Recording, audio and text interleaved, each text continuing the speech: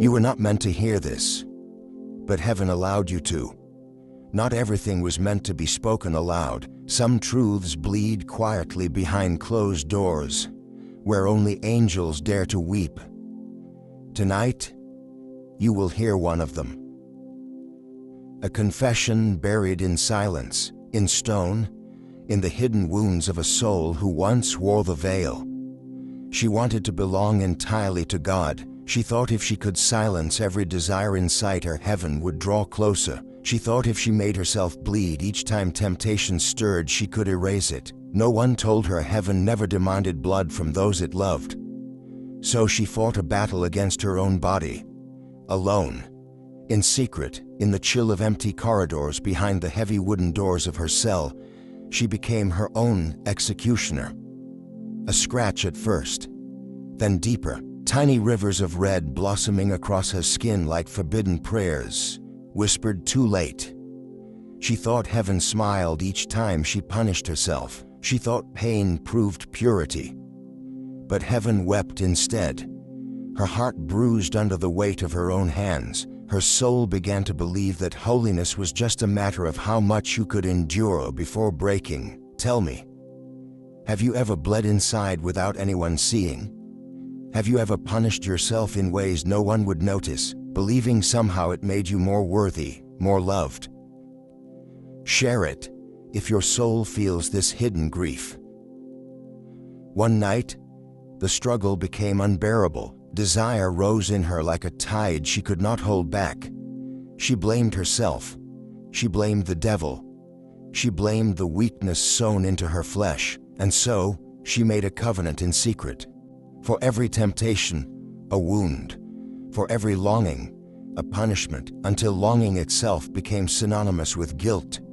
She wore her habits like armor, but it could not shield her from the war inside. No one saw the battle she waged beneath folded hands and bowed head. To the world, she was faithful. Inside, she was a crumbling altar sacrificed by fear. Heaven watched and waited, not with anger, with an unbearable sorrow no human heart could carry, because the war she fought was never asked of her. There was a night darker than any before, when the blade slipped too deep, when her own hands could not stop trembling. She fell to the cold stones, bleeding, weeping, still believing it would buy her mercy. And in that silence where death itself seemed closer than grace, heaven answered, not with judgment, not with wrath, with presence. She felt it before she saw it. A weight heavier than stone, yet gentler than breath, filled the room. And a voice, not spoken aloud, but thundered in her soul. Child, why do you think you must plead to be mine? Her breath caught, her wounds stung, her spirit froze. She had no answer. Because no one had ever told her she didn't have to. Because the world had taught her that holiness required suffering, that love must be earned with blood. But here now, heaven dismantled her altar of pain in a single whisper. I already paid the price for you. You are not bought by your wounds. You are mine because I willed it so. She wept then, not from guilt, from a grief deeper than any knife could carve. All these years, she had tried to crucify herself, thinking it would please the one who was only waiting to heal her. She understood now. Her longing was not evil. It was the echo of a hunger only heaven could satisfy. It was not her enemy. It was her compass. Her bleeding was not a sacrifice. It was a sorrow heaven never wished for her. And maybe you too have been bleeding, in ways seen and unseen. Maybe you too have called your suffering holy, when heaven was weeping beside you whispering, not like this. You do not have to be broken to be mine. You do not have to bleed to be loved. Listen carefully. A time will come, perhaps it already has, when you will be tempted to believe that you must earn your worth through wounds. When that moment comes, remember this night. Remember the blood that was already shed once, long ago, so that you would never have to make yourself bleed again. If you feel the blade in your spirit even now, Lay it down. Lay it down and look up. Mercy is not won by suffering. It is given by love, a love that will never ask you to hurt yourself to be holy, a love that already calls you precious, even in the midst of your trembling. Whisper your grief if you must, but know heaven heard it long before you dared to speak. You are already seen, already chosen, already held. She did not rise from that stone floor the same woman. Something had shattered inside her, something darker than flesh and thicker than blood. The belief that she had to earn love had cracked under the weight of a single whispered truth. Yet even as she opened her eyes and felt the presence lingering like perfume in the cold air, shame clawed at the edges of her mind. Years of habit do not break in a moment. Years of self-inflicted war do not vanish with a single breath. She knelt there trembling, torn between awe and terror, feeling both forgiven and unworthy in the same heartbeat. She wanted to believe the voice. She wanted to believe that she was already held. But another voice, older and crueler, rose up from within. You are still too broken. You are still too stained. She closed her eyes, clutching at the torn edges of her habit, not knowing whether to run from herself or into the arms of the presence that refused to leave. And heaven waited, patient as eternity. No lightning struck. No visions tore open the ceiling. Only silence, heavy and holy, like a hand pressed gently over her heart. In that silence, something new began to grow. Not certainty, not yet, but a seed, a question. What if I was never meant to fight myself like this? She barely dared to think it. It felt like heresy, like betrayal, to even imagine that her desires might not be pure evil. She had spent so long carving herself into pieces, believing each cut made her closer to God. How could she be loved whole when she had only ever been taught to be loved broken? The nights that followed were not free from temptation. They were filled with it, but something had shifted. Each time the old hunger rose within her, she no longer reached for the blade. She reached for breath, for prayer, not the prayer of bargaining or punishment, the prayer of presence, of whispering into the darkness. Are you still here? And each time, without fail, the silence answered back, not with words, but with the undeniable weight of being seen, known, and not abandoned. Slowly, painfully, she began to understand that her longing was not a doorway to hell, but a compass pointing home. It was not desire that had led her astray, but her terror of what that desire might reveal. Heaven had never been disgusted by her hunger. Heaven had only been grieved by the wounds she inflicted trying to starve it. If you are hearing this, it is because you too have a hunger you have tried to silence, a longing you have called a curse. Perhaps even now you are fighting yourself, believing it is holier to hate what stirs within you. Listen carefully. The war you are waging is not against evil, it is against your own heart crying out for a love so deep that only heaven can satisfy it. Whisper below if you have ever mistaken your own hunger for sin. She stopped punishing herself, but it was not easy. Each day was a battlefield without weapons. Some morning she woke and felt the old voices clawing back to life. You are impure. You are shameful. You are too much. And some days, she almost believed them. But then she would remember the voice that thundered in silence, the voice that had no anger, only sorrow and fierce love. She would close her eyes and say aloud, trembling, I am already yours, not because I bleed, not because I suffer, because you chose me first. And the lies would shatter a little more each time. One evening, as the sun bled across the stones in the cloister, she walked alone and felt a strange sensation rise in her chest. Something she had almost forgotten. Joy. Not the loud, ecstatic kind.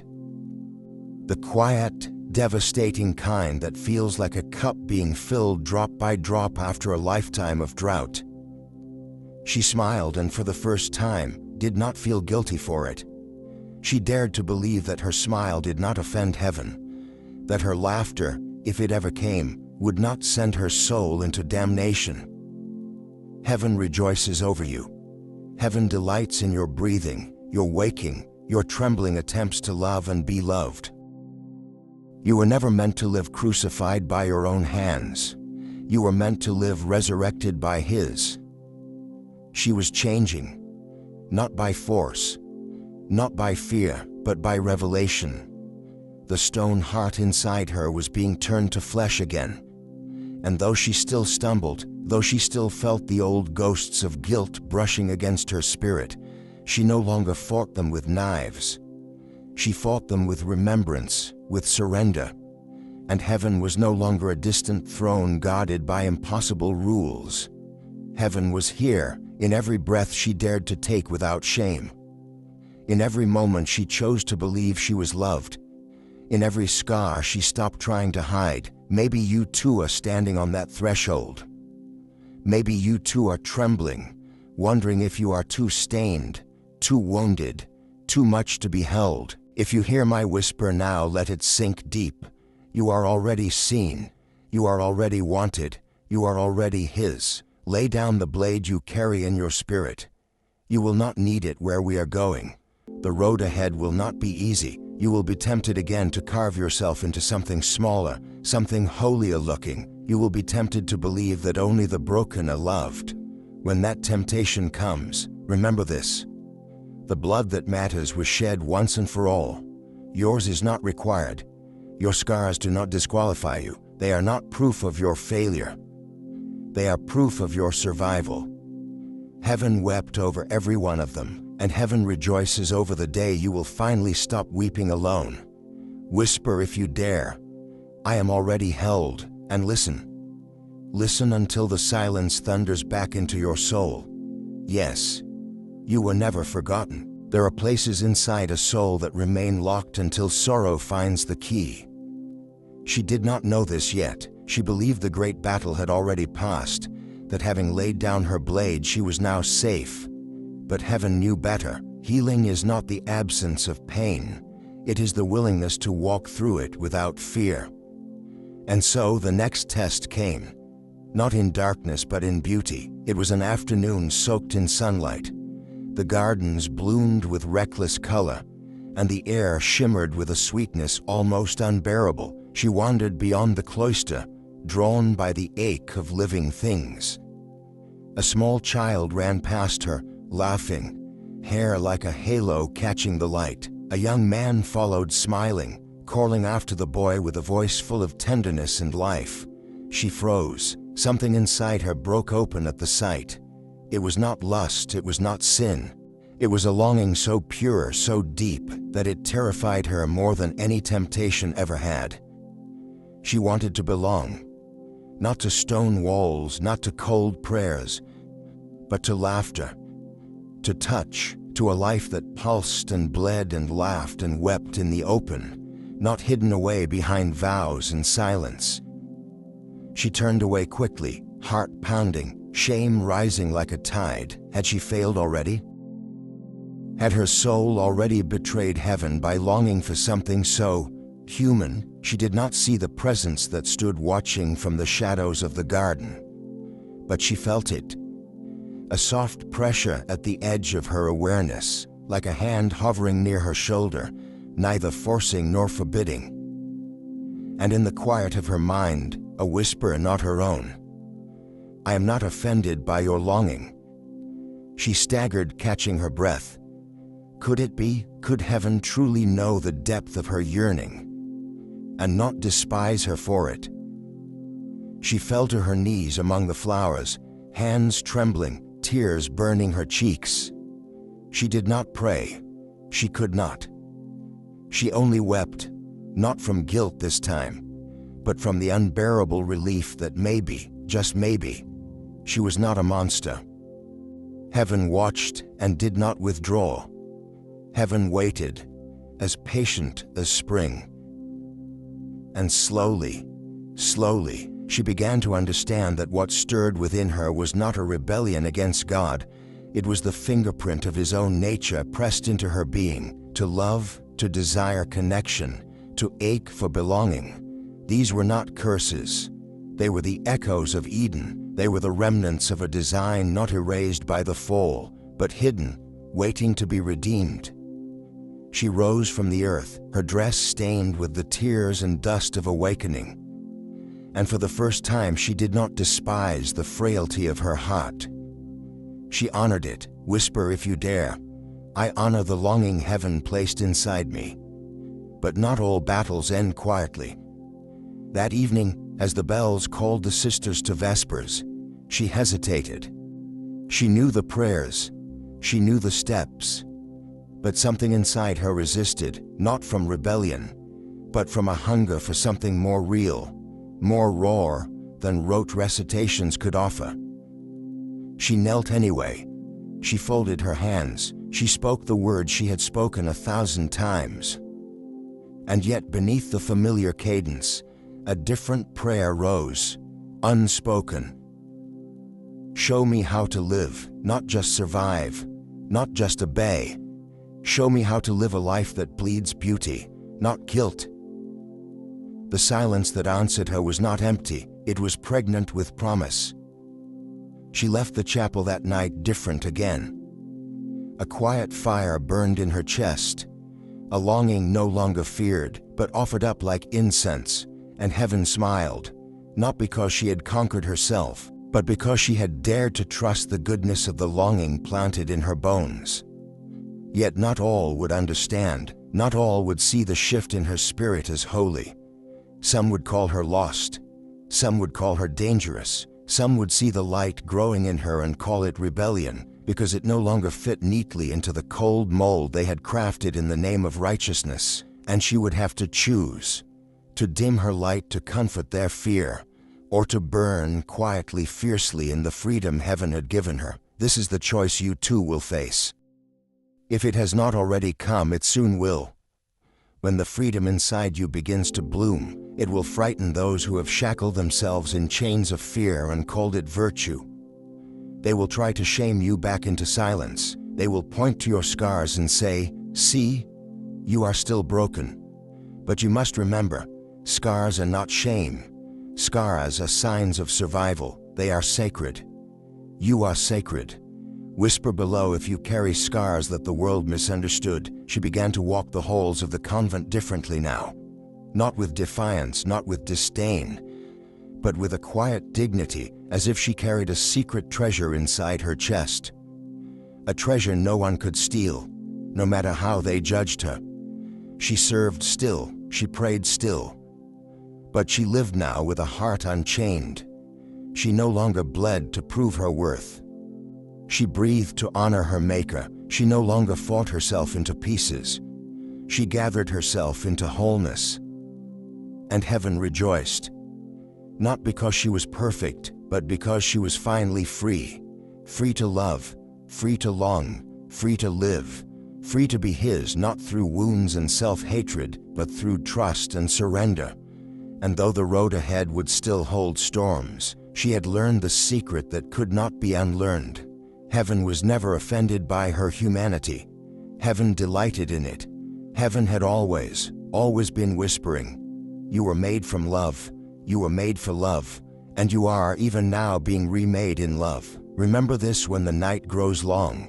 Remember this when the voices rise to accuse you. Remember this when you feel the old blade calling your hand again. You are already held.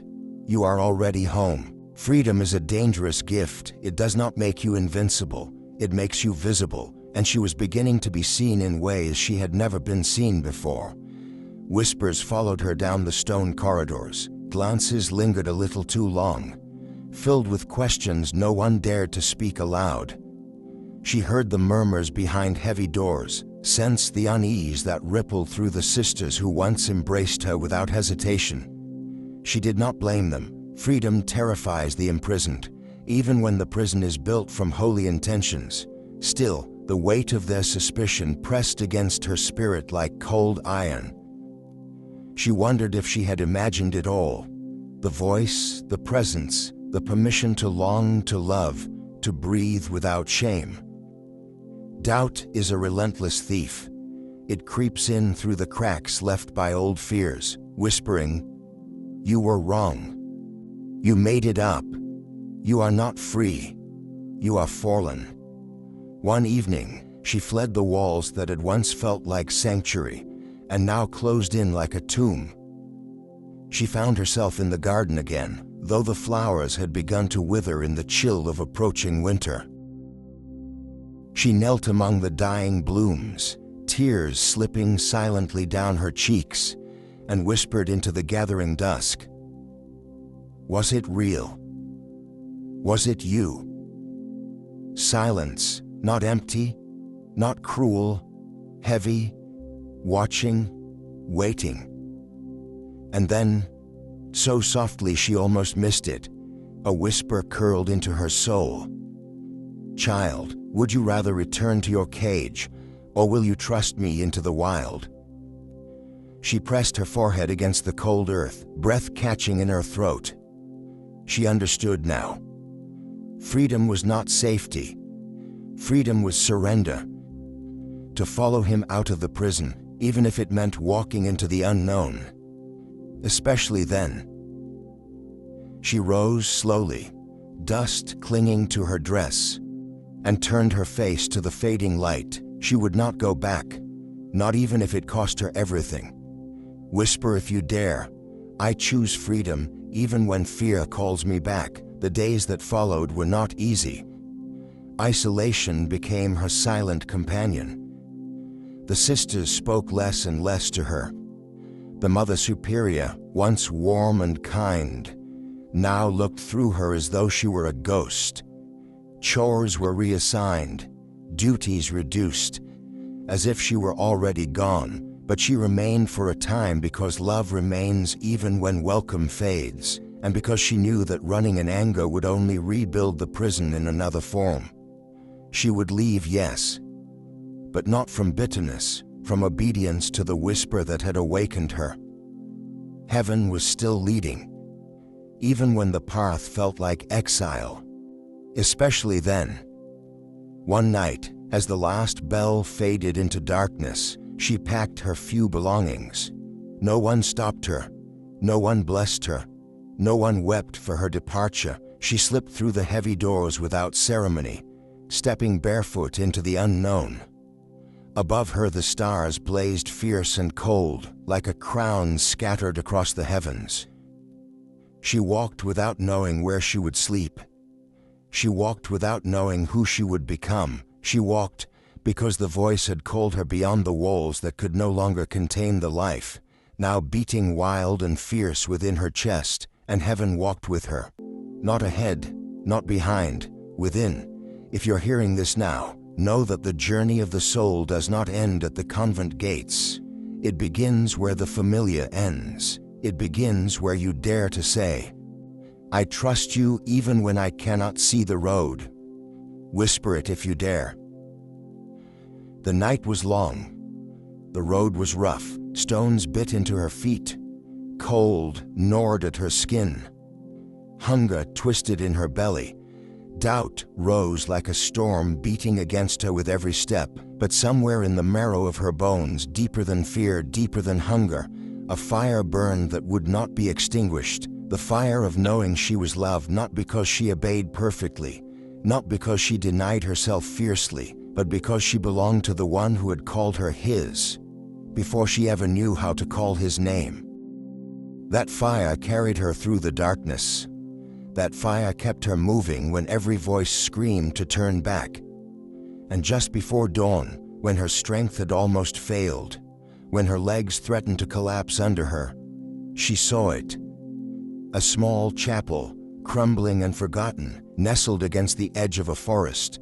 She stumbled toward it, heart pounding, spirit shaking. The door hung ajar. The inside smelled of dust and old wood and forgotten prayers. She knelt in the center of the cracked stone floor, arms hanging limp at her sides, and whispered into the silence, I have nothing left.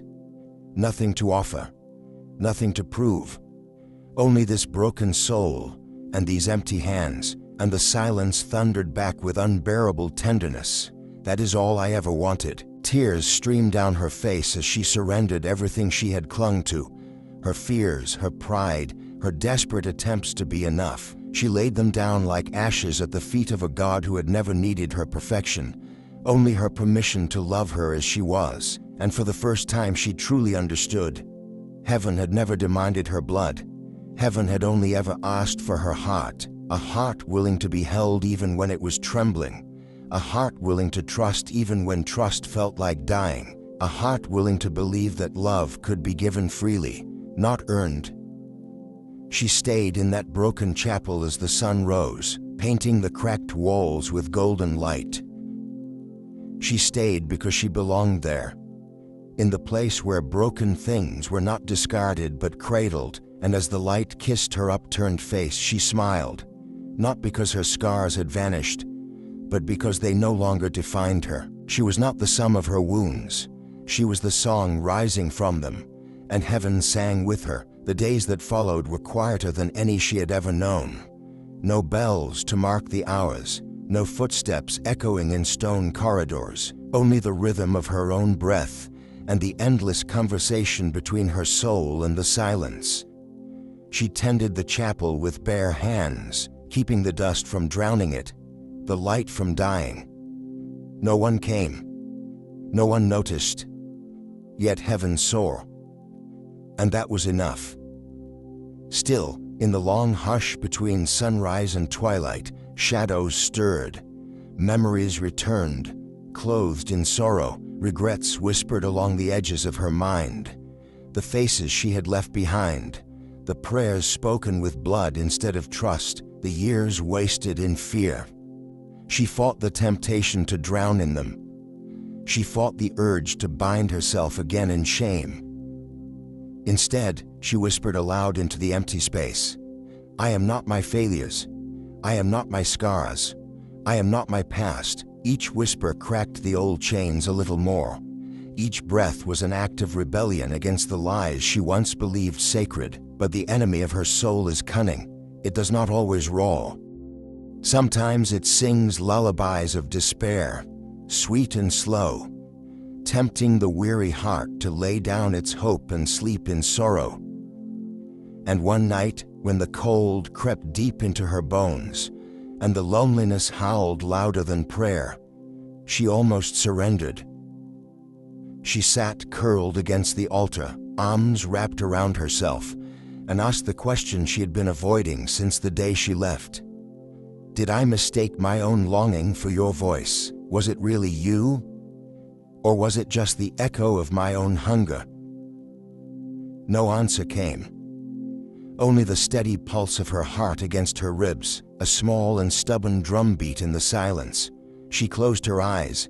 Sleep would not come. Doubt gnawed at her, relentless, and so she did the only thing she could. She stayed. She stayed through the silence, through the fear, through the aching sense of abandonment. She stayed because even if she had misunderstood everything else, even if she was wrong, she would rather wait in the empty spaces where heaven might come than return to the prison she had built for herself. Whisper, if you dare. I will stay, even when heaven feels silent. Hours later, just before the world turned gray with morning, she felt it. A warmth, subtle and soft, rising from somewhere she could not name.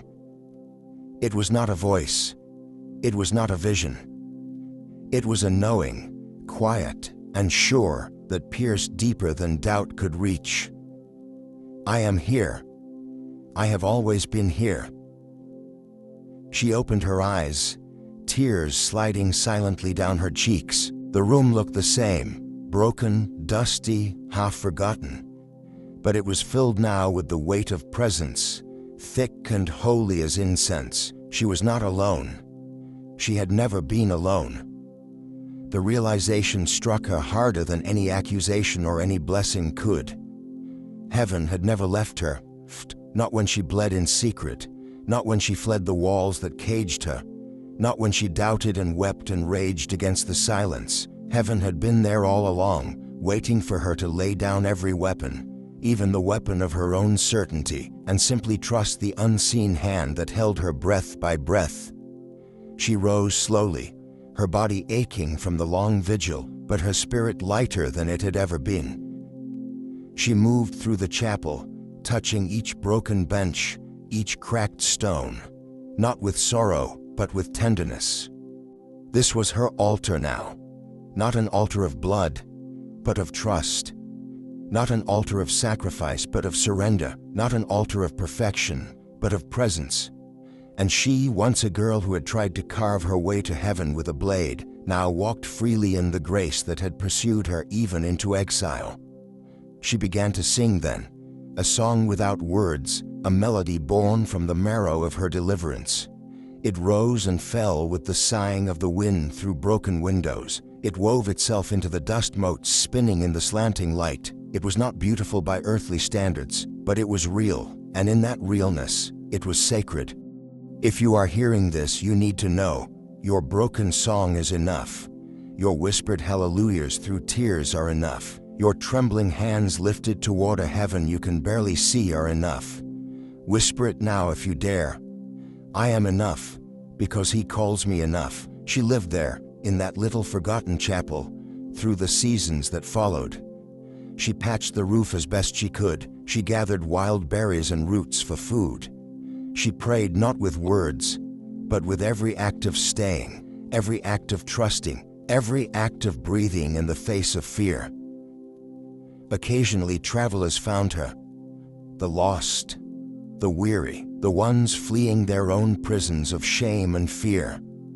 They would stumble into the chapel, hollow-eyed and soul-starved, and find her there, sitting in the broken pews, hands open, heart unguarded. She did not preach, she did not teach, she only listened. She only wept with them, she only whispered the truth she had learned at such a cost. You are already loved. You do not have to bleed to belong. Heaven is not waiting for your suffering. Heaven is waiting for your surrender. And one by one, like stars rekindling in a night too long dark, the broken began to believe it. They began to breathe again. They began to hope. She became, without intending to, a lighthouse for the lost, not a perfect beacon, a broken one, a wounded healer, a testimony that even ashes can sing if you listen closely enough. And heaven sang with her. There are songs only the broken can sing, and there are victories only the wounded can claim. She did not seek to be remembered. She did not seek to be followed. She sought only to stay where love had found her, to breathe where freedom had first undone her chains. But heaven had other plans. One winter morning, when frost rimmed the edges of the broken windows and the world outside lay hushed in white, a man arrived at the chapel door. He carried no staff, wore no robe of authority. His eyes were tired. His hands shook from the cold, yet something about him made her heart stand still. Without a word, he knelt on the cracked stones, head bowed low, as if he had come to bury a lifetime of grief. She watched him for a long time, then knelt beside him, her presence a quiet offering. The silence between them grew thick, heavy, not oppressive but sacred. And after what seemed like a lifetime, the man spoke, voice raw and shaking. I was told there was a place where the broken could breathe. She said nothing, only laid her hand lightly over his clenched fists until they began to tremble open. Heaven does not need many words to heal what has been shattered, only surrender, only breath, only the courage to believe that even the most ruined hearts are still temples waiting to be rebuilt. That man stayed, others came. Some stayed for a night, some for a lifetime. None of them were perfect. All of them were hungry for a love that did not ask them to bleed for approval. And so, a new kind of community grew around the broken chapel, not a convent, not a monastery, a gathering of wounded worshippers who knew the price of perfection was too high and who chose instead the wild mercy of being loved as they were. She never claimed to lead them. She never stood above them. She knelt with them. She wept with them. She taught them what she had learned kneeling alone in the dust. You are already loved. You are already seen. You are already home. Whisper it now if you dare. I am already home. The years passed, and the woman who had once carved prayers into her own skin now carved gardens into the frozen earth. Where sorrow once reigned, gardens bloomed, laughter rose like prayer, and song stitched the broken back into the arms of heaven. One evening, as the sun bled out behind the hills and the stars winked into life, she sat alone beneath the shattered roof, staring up at the heavens. Her hands were lined with work. Her hair had silvered with time. Her body bore the marks of many winters, but her spirit burned brighter than it ever had. And as she sat there, breathing in the sacred dusk, she felt it. A presence, nearer than her own breath, warmer than the firelight flickering in the broken hearth. She closed her eyes, and in that secret place where words are not needed, she heard it. Well done, my wounded child. Well done, my fearless heart. Well done, my beloved. My tears filled her eyes, but she did not weep from sorrow. She wept from the unbearable joy of being fully known, fully loved, fully welcomed. She wept because every scar, every exile, every dark night had been gathered into the arms of a God who had never once turned his face away, and she understood at last the deepest truth of all. Heaven had never been far. Heaven had never been ashamed of her journey. Heaven had walked every step of it with her. Whisper it if you dare. Heaven walks with me even when I cannot see it. She smiled into the stars, heart bursting with a song too big for words. And as her spirit lifted like incense toward the invisible throne that had cradled her every breath, she gave her final surrender. I am yours. Not because I bled, not because I suffered, but because you chose me. Because you loved me first, because you never once let go. The stars wheeled above her.